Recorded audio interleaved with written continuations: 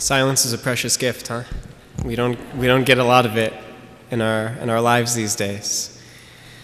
And yeah, we live in a world that's every day getting noisier and noisier, whether it's sound or the images that we're confronted with all the time.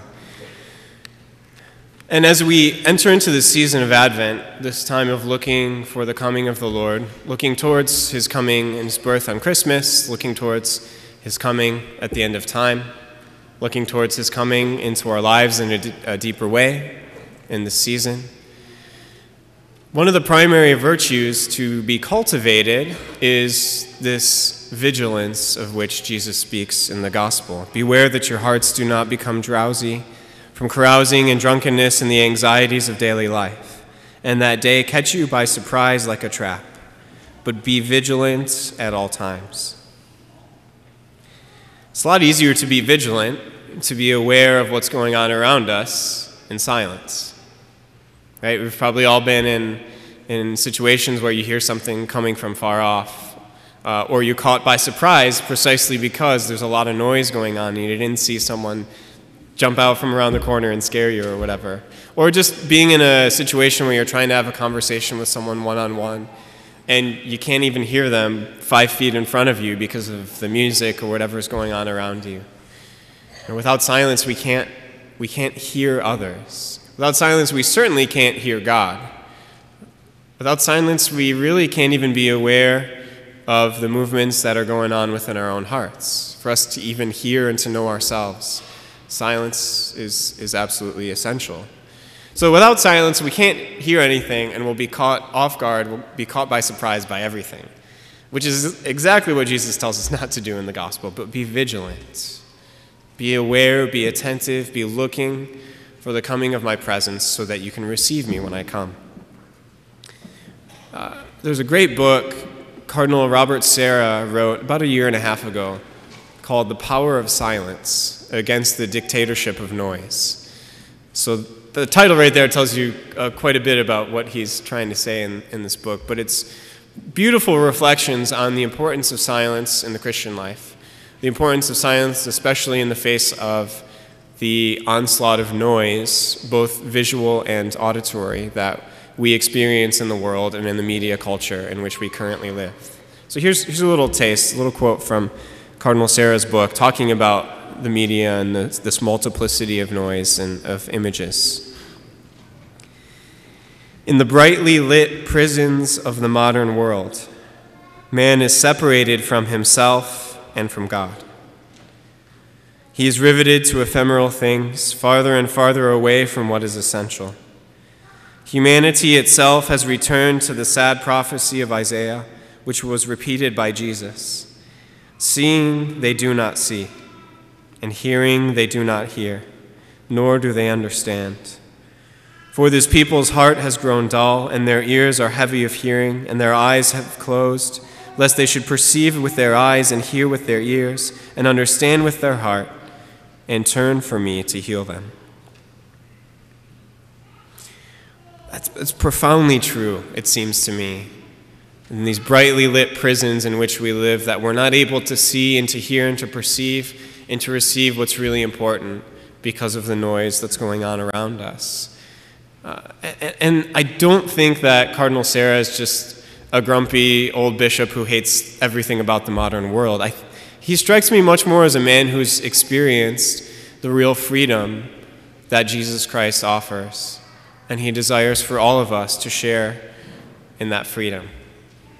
So let's do that. Let's share in that freedom. Let's not be subject to the noise that's going on around us such that our ears become heavy and dull and we're not able to hear what the Lord is saying to us. Christ is offering us true life. He wants us to turn to him to be healed.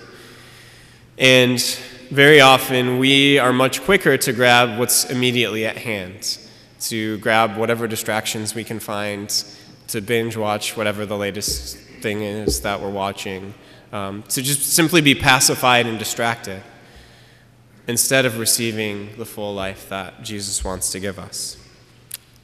I just, a week ago, finished a period of doing something called Exodus 90.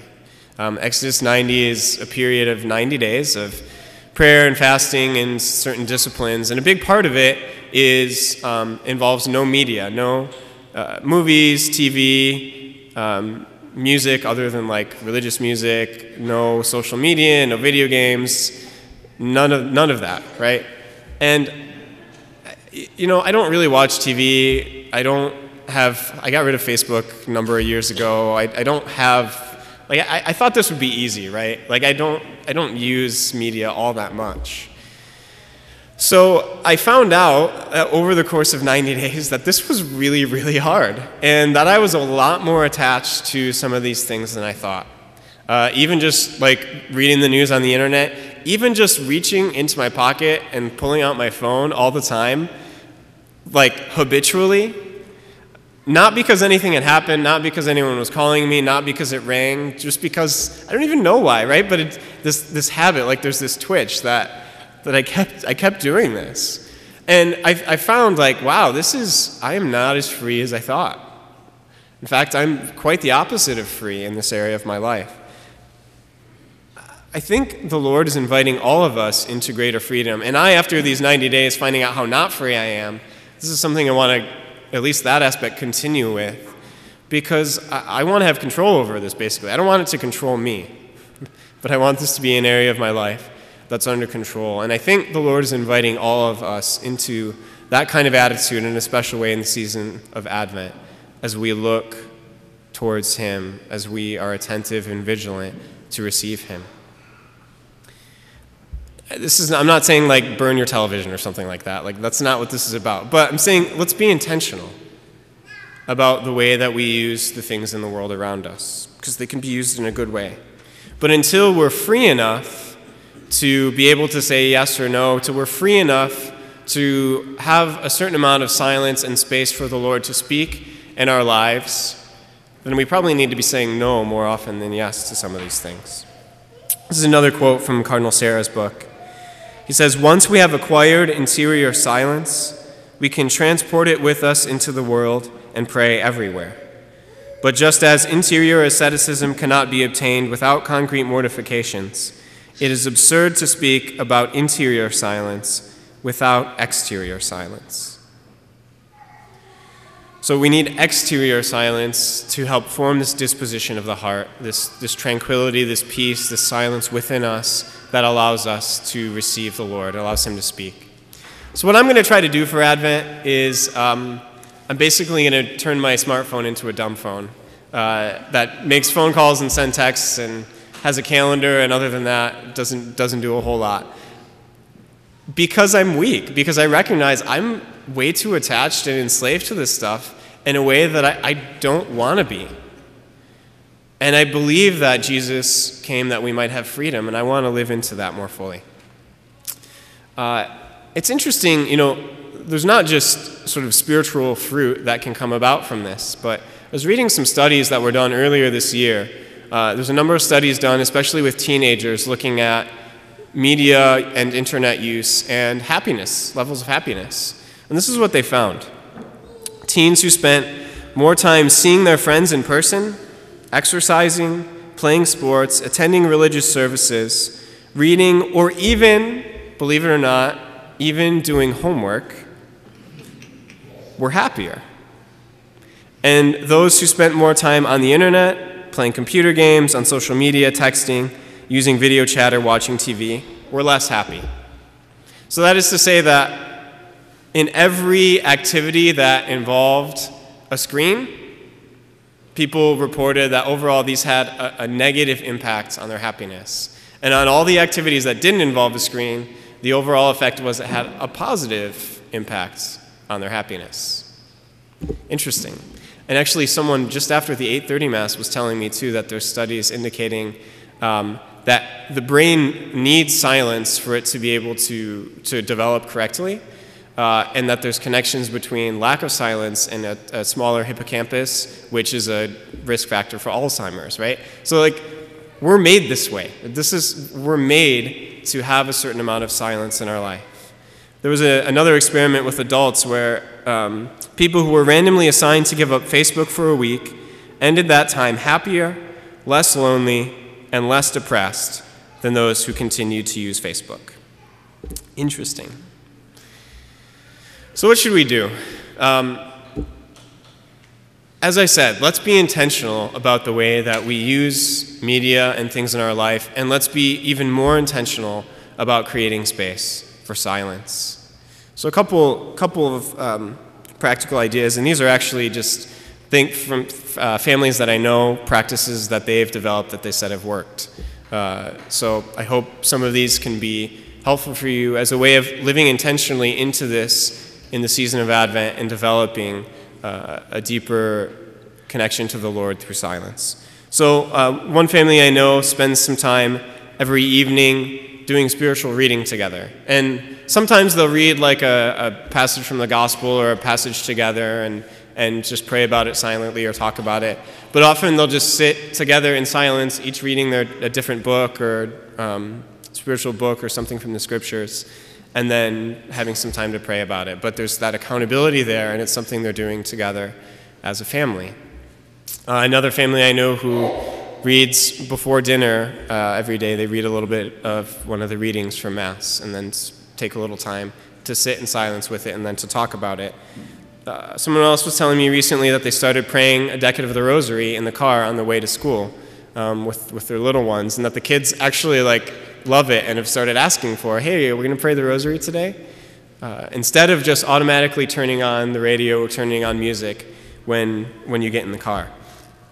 Another potential idea would be, if you're going to watch movies or TV or something, make it a joint activity. Do it together as a family, and then spend some time talking about what did we see, what did we like, what didn't we like, why, what values is this trying to communicate, etc. For young people in particular, perhaps, really for everyone, but this is particularly an issue for young people, I invite you, I challenge you, I dare you, I double dog dare you, if that's still a thing, to give up video games for Advent. If you find that you play a lot of video games, I dare you to give up video games for Advent and to spend a little bit of time in prayer every day. And then come talk to me. I'd love to hear about your experience of that. I'd love to hear how it went.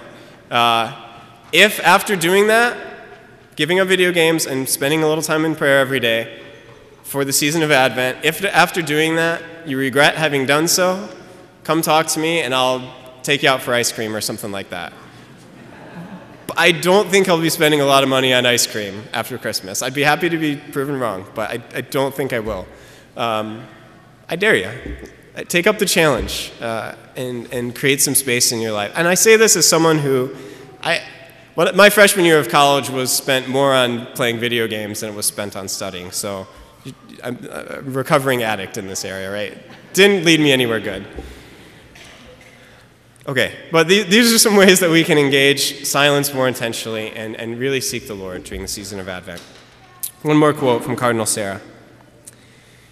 In killing silence, man assassinates God. In killing silence, man assassinates God. But who will help man to be quiet?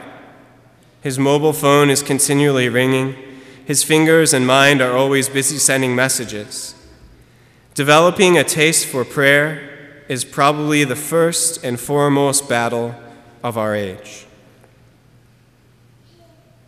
These are strong words, but if we hear them and think that they're exaggerated or overstated, that's precisely the problem, is that we've lost the taste for the things that are really good, the things that really bring us happiness and fulfillment.